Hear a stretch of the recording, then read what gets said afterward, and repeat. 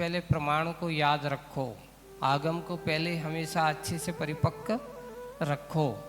अनुमान से नहीं चलना, प्रमाण से चलना।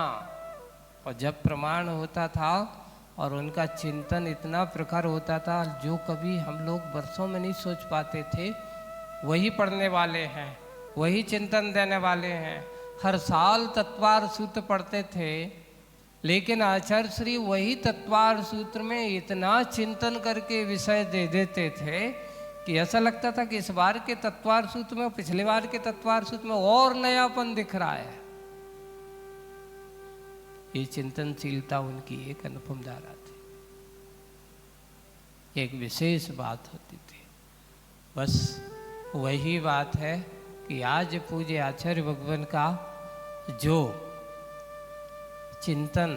जो उनका ज्ञान, जो उनके अंदर की एक कहना चाहिए स्वाध्याय की परंपरा उन लोगों ने जो हम लोगों को सौंपी है, वो परंपरा हमेशा अगर हम सब बनाए रखें तो कभी भटकन तो हो ही नहीं सकती। पहले आप लोग देखो, पहले लोग महाराज लोग यहाँ विहार करते थे, है ना, और वह आगमन हुआ और यहाँ पर लोगों को अगर सही मुनियों का परिचय कराया है, आज वर्तमान में अगर मुनियों के सही स्वरूप का ज्ञान कराया है,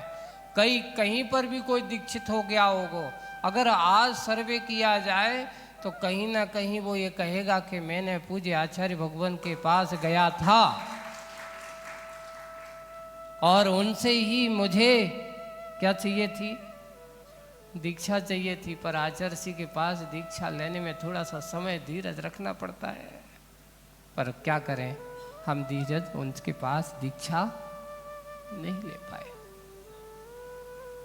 कई बिल्कुल जितने भी हमारे बड़े बड़े महाराज जो आज वर्तमान में मुनि हैं और बड़े बड़े दिग्गज हैं, अच्छे बड़े बड़े आचार्य हैं,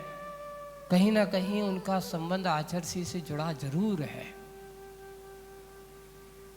और उनसे जुड़ करके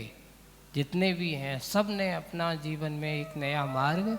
आज बड़े बड़े आचार्य हैं और बड़े बड़े आचार्य पद पर आसीन हैं, उनसे पूछा गया कि आपको वैराग्य का मूल कारण कहाँ से शुरुआत होगा, तो एक ही बात निकलती है कि मैंने पूज्य आचार्य भगवान की सन्निधि पाकर के उनके चरणों में जाकर के ये व्रत लिया, मैंने ब्रह्मचर्य व्रत उनसे लिया, दीक्षा फिर मेरी यहाँ हुई। कितने लोगों के नाम गिनाऊं, ऐसे बहुत सारे नाम हैं। तो आज अपनी बात को यहाँ इसलिए कह रहा हूँ कि वास्तविक यही जीवन है सही। एक आचार्य जी के जीवन का नाटक है और एक हम सब लोगों का नाटक है। नाटक करते लोग अपन कहते हैं नाटक ना करो, नाटक करते अपने अंदर के भावों की प्रस्तुतियों को प्रस्तुत करना, ये भी एक नाटक है। आप घर में जाते हो, घर में आप जाते हो, जाकर के कोई तुमसे पूछता है तो आप अपनी प्रस्तुति, आप अपने अंदर के